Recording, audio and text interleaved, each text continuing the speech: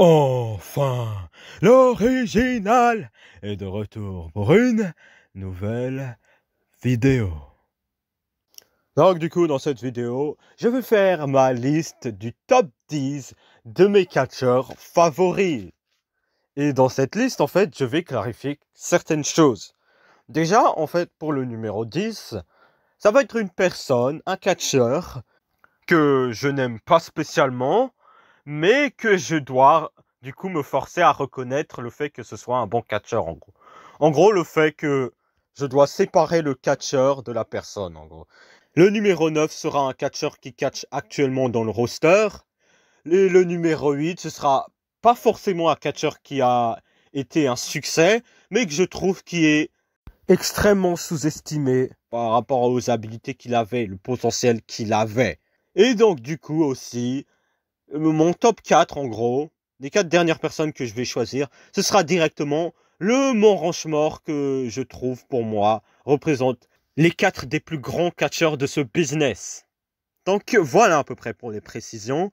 Et aussi, je vais pas commencer à citer des catcheurs japonais, faudra pas s'attendre à ce que je dise « Oh, Kenta Kobashi, meilleur catcheur de tout !» Non, il y aura ni Mitsuharu Misawa, il y aura ni Kenta Kobayashi, il y aura ni Antonio Inoki, bref, il y aura pas de catcheur japonais ou de New Japan, voilà. Et fin des clarifications, et on va commencer directement avec le catcheur numéro 10. Et le catcheur numéro 10 est nul autre que Triple H. Donc pour ceux qui sont familiers de ma chaîne, vous savez à quel point je déteste Triple H. Enfin pas Triple H, pas le catcheur, mais plutôt Triple H, Paul Lévesque, le booker, dans son aspect à être le leader créatif à peu près de la WWE actuellement. Et le fait que c'est le pire booker que j'ai jamais vu de ma vie en fait. Mais là, on va parler de sa carrière en tant que catcheur. Et sa carrière en tant que catcheur est quand même assez incroyable. C'est un 13 fois champion du monde, il a main event WrestleMania plusieurs fois. Je vais pas parler des politiques qu'il y a derrière, bien sûr. Mais Triple H, c'est quand même quelqu'un qui a marqué mon enfance. C'est quand même quelqu'un qui a su être bon dans la position dans laquelle il était, malgré le fait qu'il soit pas mieux qu'un The Rock, qu'un Stone Cold, que n'importe quelle personne, même dans l'Attitude Era, à mon propre avis. Je sais pas, il y a des gens qui vont peut-être dire que Triple H c'était le meilleur heel. En fait, c'était parce qu'il n'y avait pas d'autres heels crédibles en fait. Genre, t'allais pas mettre Val Venis en tant que heel crédible face à The Rock, quoi. Voilà, quoi. Donc, voilà. Mais le fait qu'il soit moins bien qu'un The Rock ou un Stone Cold ne fait pas forcément de Triple H quelqu'un qui est mauvais. Donc, c'est pour ça que pour moi, en fait, Triple H est quelqu'un qui est assez bon, pas le meilleur, mais par la position dans laquelle il était, en gros un heel qui est juste là pour t'ennuyer, mais c'était correct. Il faisait son rôle de manière très correcte. Et ça a mené à des moments qui sont très mémorables. Et du coup aussi, Triple H, c'est pas que ça se résume pas qu'à l'Attitude Era, parce qu'il a catché pendant à peu près 30 ans, quoi. À la Ruthless Aggression, il a été le leader d'Evolution, ce qui a mené au push de Batista et Randy Orton. Il y a aussi eu le règne de la terreur, ce fameux règne de la terreur de 2002 à 2006. Puis après, il y a eu la reformation de DX aussi. Vers les années plus récentes, il est devenu, pour une dernière fois, champion du monde en gagnant le Royal Rumble 2016. Et en affrontant Roman Reigns à WrestleMania 32. Ouais, c'était pas non plus le truc le plus fameux, mais voilà. Mais sinon, en fait, Triple H, dans la position dans laquelle il a été mis, il a su faire son job. Et ça a mené à des moments qui ont été quand même marquants. Genre, si tu avais mis quelqu'un à la place de Triple H, ça aurait pu donner un résultat qui est peut-être moins bon. C'est pour ça que pour moi, Triple H, c'est quelqu'un qui a clairement gagné plus que ce qu'il devait gagner initialement. Mais je vais pas nier et commencer à mentir en disant que Triple H, c'est un catcheur médiocre. Donc voilà pourquoi il est dans le top 10. Et du coup, pour le numéro 9, c'est The Phenomenal AJ Styles.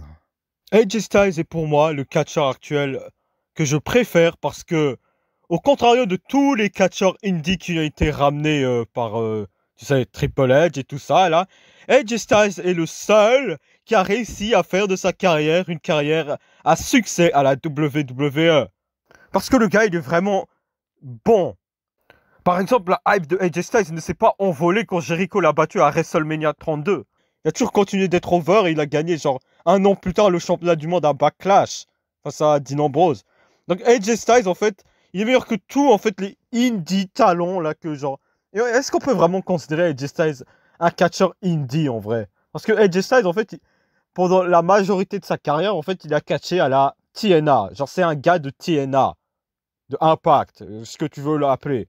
Et en gros, il était là, il était leur champion du monde au moment où TNA était à son pic. Genre en gros, quand Hogan il est venu à la TNA avec Eric Bischoff, après c'est vite trop descendu. Voilà, je digresse. Mais du coup, à ce moment-là, TNA faisait des viewerships comme genre... il y avait 2 millions de personnes qui regardaient en fait TNA à ce moment-là sur Spike TV. 2 millions de personnes en fait. C'est genre 2 fois les viewerships de SmackDown là maintenant. Donc logiquement, AJ Styles n'est pas vraiment un catcheur indie. Mais justement, par après, quand AJ Styles s'est cassé de la TNA en 2014, je pense, il est du coup parti à la New Japan. Et quand il est parti à la New Japan, il a encore plus augmenté sa cote. Pour que quand la WWE veulent le signer, ils disent « Ouais, attends, j'ai fait ça, j'ai fait ci, j'ai fait ça. Vous me reconnaissez pour ci et ça. Donc vous pouvez pas me signer pour genre le même prix que genre Fandango, quoi. » Donc AJ Styles, il a augmenté sa cote, du coup. Et il a cru en lui-même, sachant qu'il n'a jamais mis vraiment les pieds à la WWE. Et que c'était le plus gros agent libre à n'avoir jamais mis les pieds à la WWE. Donc quand ils l'ont signé, en fait, c'était un gros deal. Faut voir la réaction au Royal Rumble 2016. Il y a eu une grosse pop parce que les gens savaient à peu près qui était AJ Styles, quoi. Donc voilà. Et AJ Styles, en soi, c'est un excellent catcheur. Il est assez décent au micro. Il est en excellente shape. Et aussi, j'ai tendance à dire que je suis pas le plus diverti dans l'aspect entertainment d'AJ Styles. Parce qu'AJ Styles, il n'a pas vraiment de gimmick, hein, pour être honnête. Hein. Genre, il s'appelle The Phenomenal One. Et c'est pas vraiment une gimmick. Mais au moins, pour AJ Styles, au micro, il reste pas non plus trop mauvais, quoi. Genre, ça passe. Genre, AJ Styles, genre, dans sa manière entertainment, in-ring, tout ça, je le mets au même niveau que genre Will Ospreay, quoi. Même si Will Ospreay, genre... il est un peu plus athlétique, mais genre j'ai l'impression qu'il en fait trop en fait. Genre, il n'y a pas besoin de faire genre 1 milliard de flip-flop comme ça dans les matchs. Donc c'est pour ça que Will Ospreay, je l'ai pas mis dans ce classement. Voilà quoi. Donc c'est tout à peu près pour AJ Styles. Et du coup, on va passer au numéro 8, qui est Monty the Alpha Male Brown. Qui, j'en ai déjà reparlé dans une autre vidéo, des catcheurs qui auraient pu marquer le catch. Et vraiment un talent qui est tellement pas assez parlé en fait, à mon propre opinion. Genre pour moi, Monty Brown, il avait littéralement le potentiel d'être le prochain The Rock. Et je rigole même pas en fait. Genre le niveau de entertainment de Monty Brown, c'est vraiment à voir en fait. Genre il y a des vidéos comme ça de Monty Brown qui fait des promos à la TNA, tout ça. Faut voir. Genre Monty Brown était à point sur tout. Il était énorme, en très bonne shape. Il avait un très bon finisher. Il était extrêmement bon au micro. Il était extrêmement charismatique. Il savait comment se tenir. Genre, c'était parfait. Tout était au point. Et genre, ça n'a pas mené à... Enfin, au moindre succès dans sa carrière, quoi. Donc, voilà pourquoi Monty Brown, pour moi, il est en 8. Puis après, le numéro 7, c'est Chris Jericho. Ouais. Il y a des gens qui vont se dire, oh, Chris Jericho, pourquoi il a mis Chris Jericho? Moi, j'aime bien Chris Jericho, franchement. Extrêmement bon au micro, extrêmement charismatique, tout ça. Genre quand il s'est cassé de la WCW, qu'il traitait comme un mid-carder, cruiserweight, et qu'il est parti du coup à la WWF, c'est là où il a quand même montré la différence. Bon, par après, hein, vu que quand il est venu initialement, en fait, il était ni en position de mid-card, malgré le fait qu'il soit extrêmement over. Et du coup, c'est par après, en fait, que genre, il a vraiment montré la différence en battant par après Stone Cold et The Rock la même nuit et devenant le premier champion à disputer de la WWF. Et Jericho, ça s'arrête pas que là, hein, sa carrière. Il y a aussi ce run en 2008, là où il s'est coupé les cheveux directement et il venait en fait en suite cravate et commençait à parler des gens en mode c'est des parasites, tout ça. C'était un run incroyable. Et ça a mené à la renaissance de sa feud avec Shawn Michaels, du coup pour le championnat poids lourd, qui était du coup une très bonne feud, hein, à mon propre opinion. Hein. Et aussi, Jericho, c'est aussi une carrière qui s'étend sur presque 40 ans. Hein. Parce que le gars, il catch là maintenant, jusqu'à maintenant. Hein.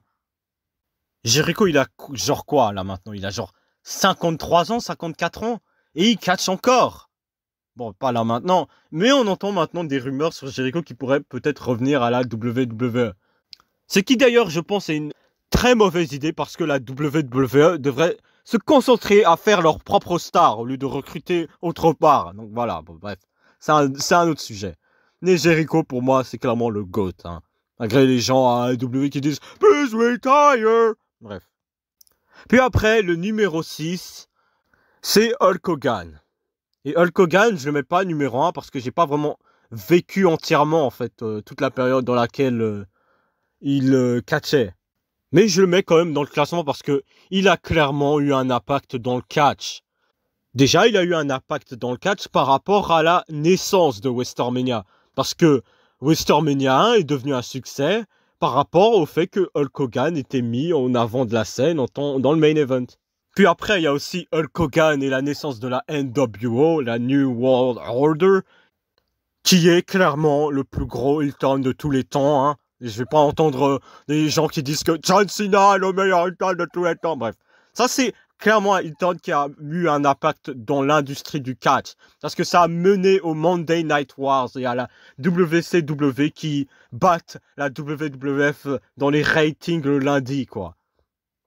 Puis après, il y a le match de Hogan contre The Rock à WrestleMania, qui est un des matchs les plus iconiques de l'histoire de WrestleMania, hein, clairement. Puis aussi, il y a eu le run avec Mister America, là où il mettait le masque, et genre, on était censé croire que c'était quelqu'un d'autre dans le masque. Ça, c'était assez marrant, hein, pour être honnête. Puis après, il y a eu, du coup, un impact dans le catch, quand il a rejoint la TNA, et ça a produit l'épisode le plus vu, du coup, de la TNA.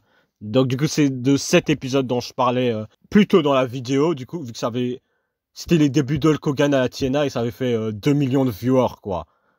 Et du coup c'était directement en concurrence avec Raw le lundi quoi, vu qu'à ce même moment à Raw je pense qu'il y avait le retour de Bret Hart à ce moment-là. Et genre ils avaient fait 5 millions, bref. Il y avait 7 millions de personnes qui regardaient le catch le lundi ce jour-là. Donc voilà quoi. Donc Hulk Hogan, malgré le fait que j'ai pas vraiment vécu sa carrière de catcheur dans son entièreté, quoi, je sais que c'est quand même un catcheur qui a été très influent dans la manière dont le business s'est poursuivi dans le long terme. Et donc c'est pour ça que je le mets quand même dans le classement. J'aurais pu le mettre plus haut, mais j'ai vraiment pas vraiment vécu l'entièreté de sa carrière. Mais je sais que c'est quand même un catcheur qui a été extrêmement influent. Donc voilà. Du coup, pour le numéro 5, je mets l'Undertaker. Et l'Undertaker, c'est clairement un catcheur qui a marqué nos enfances, hein, avec le thème d'entrée, dong. Du coup, le dong qui cloche d'un coup, et l'entrée mystique avec ce type géant qui porte un manteau noir et un chapeau noir et qui vient dans le ring lentement, hein, ça peut prendre jusqu'à le temps de lâcher un bronze aux toilettes et Undertaker est à peine dans le ring. Mais c'est un spectacle, rien que de voir Undertaker. Undertaker est clairement un catcheur qui a une mystique, qui a une présence, qui n'est juste pas réplicable. Et en fait, de me dire, en fait, en y repensant, en fait, que le personnage d'Undertaker est marché, c'est quand même assez bizarre quand même, hein. Genre, Undertaker, c'est logiquement juste un gars qui prétend être mort. Genre, un sorte de zombie, basiquement. Et ça aurait pu clairement flopper comme les millions de personnages qu'on a vus à la WWF dans le début des années 90, quoi. Genre, il y avait des gens qui se prétendaient d'être des voleurs, qui prétendaient d'être des policiers. Genre, il y avait plein de personnages comme ça, bizarres et loufoques comme ça. Et Undertaker, il était là, en fait. Genre, c'était pas logiquement un personnage qui sortait vraiment du lot. Et il a réussi quand même à faire marcher ce personnage. Ça, c'est clairement juste dû au catcheur qui porterait le personnage d'Undertaker. Du coup, Mark Calloway. Et il a réussi à faire marcher ce personnage sur le long terme. Bon, il y a quand même un moment où il est devenu The American Badass, hein. Mais t'as compris à peu près ce que je veux dire. Undertaker, c'est aussi une carrière à la WWE qui s'étend sur quasi une trentaine d'années, du coup, qui a marqué l'enfance de plus d'une personne, hein. Même plus d'une personne là. De millions de personnes à travers les âges et tout ça. Donc Undertaker pour moi, il est en 5e position parce que clairement, c'est une présence qui a été marquante pendant l'entièreté de sa carrière à la WWE. Donc voilà. Et du coup, on va rentrer dans la phase Mont Rushmore. Ouais, j'ai pas mis l'Undertaker dans mon Mont Rushmore. Hein. Voilà. Hein. Mais les 4 catcheurs que je vais présenter du coup sont Stone Cold, The Rock, John Cena et Kurt Angle. Stone Cold, bon, j'ai pas besoin d'expliquer. Aussi The Rock aussi, j'ai pas trop besoin d'expliquer. John Cena, j'ai pas aussi trop besoin d'expliquer, hein, parce que c'était le visage de la compagnie, tout ça. Mais Kurt Angle, pour moi, je le mets dans mon Rushmore, car Kurt Angle, pour moi, c'est le meilleur catcheur overall du catch. Dans le sens où il est excellent dans le ring, il est excellent au niveau de divertissement, il est charismatique. Kurt Angle, il sait tout faire, en fait, dans ce sens-là. C'est là où je veux en venir. Kurt Angle sait tout faire. Il sait te faire de la comédie, il sait te faire du sérieux, il sait te faire du divertissement, il sait te faire un excellent match 5 étoiles. Contrairement à Dave Meltzer qui dit « Oh, Kurt Angle n'a jamais eu de match 5 étoiles », bref. Va te faire enculer Dave Meltzer. Mais du coup, pour moi, il n'y a personne qui est un catcheur aussi complet que Kurt Angle. Genre, les seuls que j'ai en tête, c'est genre Eddie Guerrero ou Shawn Michaels. Mais les deux, ils ont clairement pas eu la longévité de la carrière de Kurt Angle. Donc, pour moi, je les mets pas au même niveau que Kurt Angle. Donc, c'est pour ça que pour moi, Kurt Angle, c'est clairement un des meilleurs à l'avoir jamais été. Parce que quand Kurt Angle il a été introduit la première fois, en fait, il a été juste introduit comme un type, en fait, qui était juste médaillé olympique, comme ça, et genre, on était censé être hypé juste par ça, en fait.